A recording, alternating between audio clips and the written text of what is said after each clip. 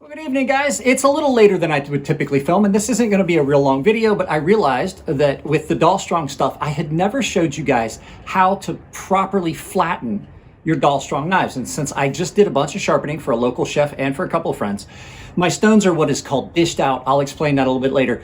We're going to maintenance these stones, flatten these stones. I'm going to show you the way I do it. It's probably the easiest way to do it, and I'll show you just a couple little tricks. So let's turn this around and look at it from above. Before that, I thought I would show you guys a beautiful Southern California, San Diego area sunset.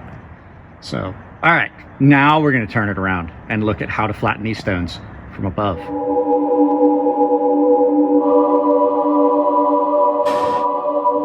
So, I'm not gonna take you along with me for the entire thing. I've only got one stone left. I figured it would make more sense just to only do one stone. But what happens on these stones is you get what's called dishing.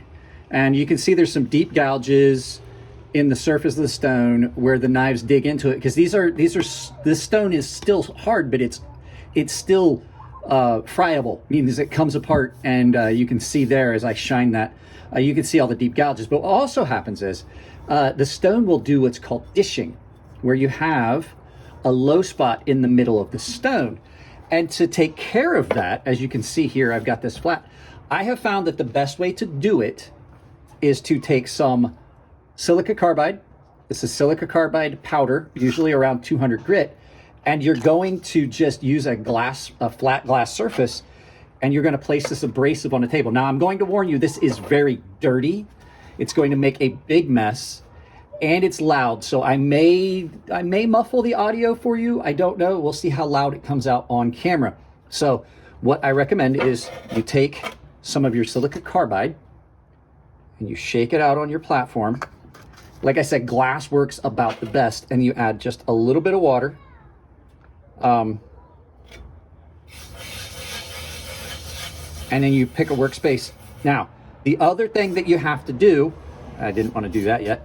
The other thing you want to do is, I showed you this in the original, like opening the stone and making sure your stone is flat, but you're going to want to draw a grid pattern on this.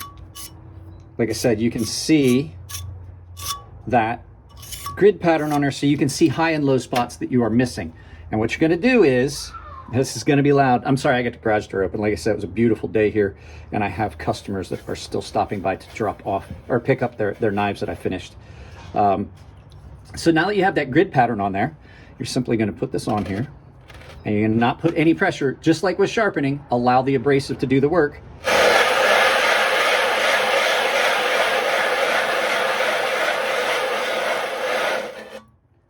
And you can see where the stone is not flat. You can see I've removed some of the material there, and you're going to want to flip this so that you don't have unevenness on your stone.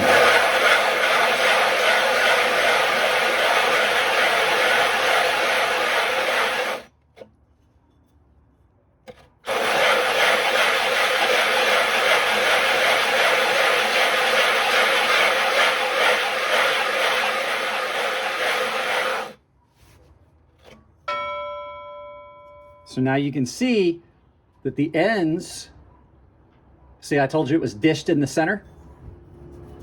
Very easy.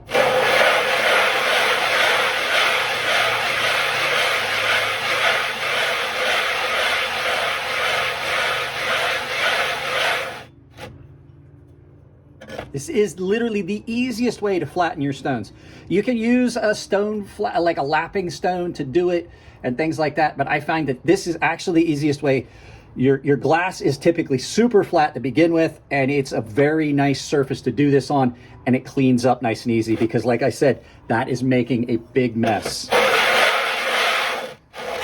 And if your slurry gets out of the area you're working in, you just drag it back.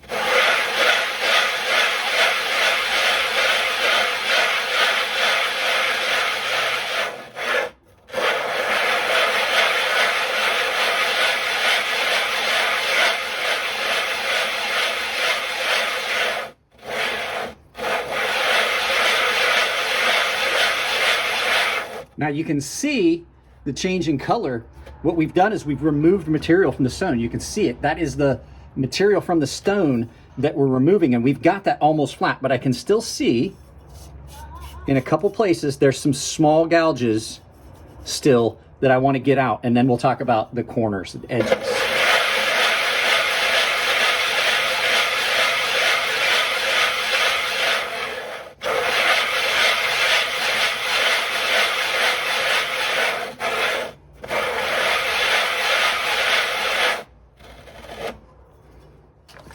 Let's go ahead and rinse that off real quick and see how it looks. So now you can see we don't have any of those nasty gouges, but what we have is a very coarse surface that's not going to be optimal for what we want.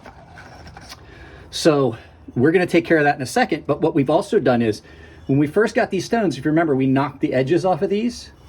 We're going to have to do that again. This is a silica carbide sharpening stone, and I'm simply just knocking those corners off so that when I hit against that with the sharp corner of a knife at the end of the plunge grind, I'm not going to chip that stone. The only thing I'm going to do is bump up against that, and it prevents some of those little chips, and it maintains the life of your stone. So now my stone is flat and it's ready to be used in a little bit. First thing we want to do is you want to take your Nagura stone that's provided with your sharpening stones, and you want to just clean up that super coarse surface that that silica carbide left so that it's nice and back to that softer open surface of the stone. So it's still nice and open. Now it's flat, and it's not going to be as coarse and rough as it would have been if we hadn't left that. So there you go, guys. Let's turn this around. Send you out about your day. Hi guys, so that's just the flattening. I did want to let you guys know, you don't have to do that every time you sharpen. You just want to look for dishing, and the best way to do it is to take a flat side of your stone that you haven't sharpened with yet, lay it against the sharp, this is a different stone. Take something perfectly flat, like the backside of a stone that you haven't sharpened on, the side that's still factory, and lay them together, and then look and see if you see any gaps in between. And that's gonna tell you if your stones are starting to dish. So you don't have to do it every time, but if you sharpen a lot like I do, you need to do it very regularly. So there you go, guys. Just a quick touch on how to maintenance your Dalstrong stones, or any water stone for that matter. It's pretty much standard across the board with the exception of diamond plates. So there you go. You guys know how to use all of my affiliate links and stuff down there. Hope you guys found this useful. I'll see you next time.